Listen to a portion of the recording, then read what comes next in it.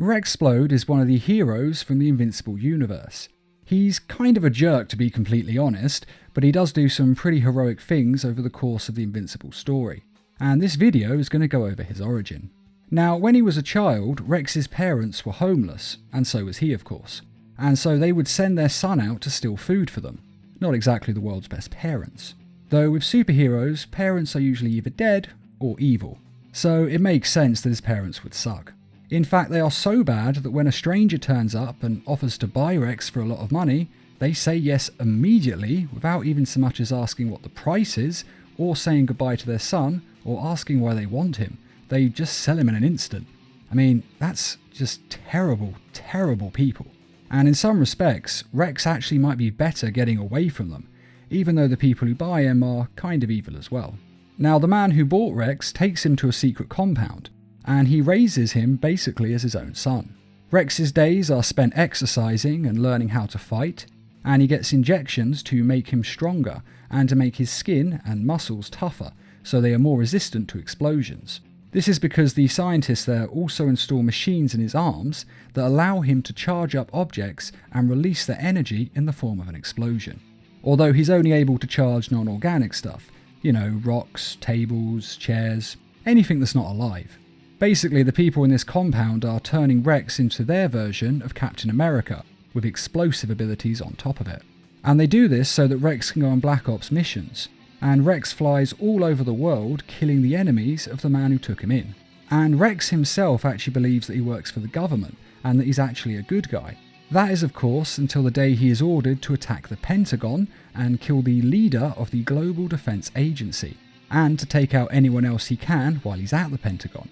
Now, Rex isn't the smartest guy there is, but even he thinks that attacking the Pentagon is something that only bad guys would do, not the good guys.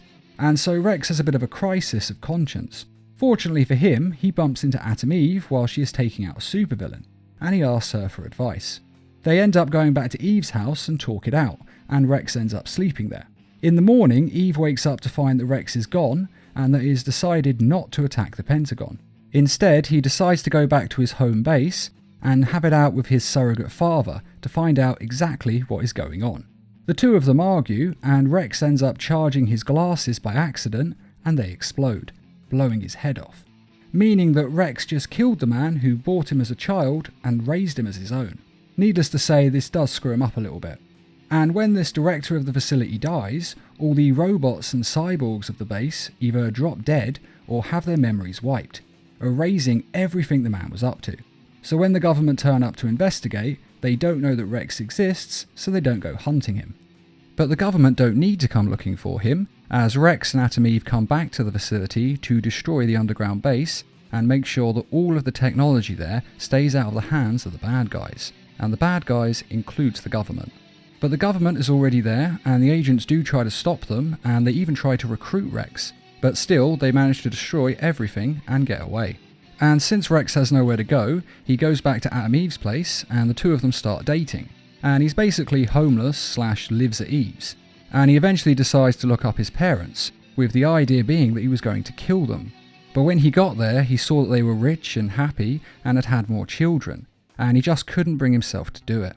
Though seeing his parents taking care of their children and loving them must have hurt, since he was basically just discarded by them as though he was nothing.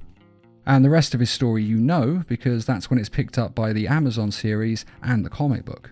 So that is Rex Spode's origin. Now, I actually quite like this origin, although it's never really explained how Rex was discovered in the first place, or what exactly the goals were of him murdering all these people, which personally I find kind of annoying. And one thing that I have never understood about Rex Spode, or Gambit from the X-Men since they have the same powers, is why they use such small projectiles in the field. I mean, if they carried more objects, maybe bigger ones, then they could make much bigger explosions and be far more deadly and effective against supervillains, because they're always going up against people stronger than them, and their explosions just never seem to be powerful enough. True, they need to be able to move in the field and can't be weighed down, but they could still carry a few bigger objects, or for that matter, just blow up the ground that the enemy is standing on, or the clothes that the enemy is wearing. I mean, if you've got someone who's invulnerable, blowing up their clothes won't kill them, but it might hurt them. And yet, they never do that. It's always confused me. But to be fair, being able to blow stuff up is a very useful power, and even in the way they use it, it does help them to take out the enemies in the field. But what do you think of this superpower? And what do you think of Rex Spode's origin? Be sure to let us know in the comments, and I'd just like to quickly remind everyone that we have merchandise available on our store, and to say thanks to all of you who have donated to the Needle Mouse Productions page on Patreon.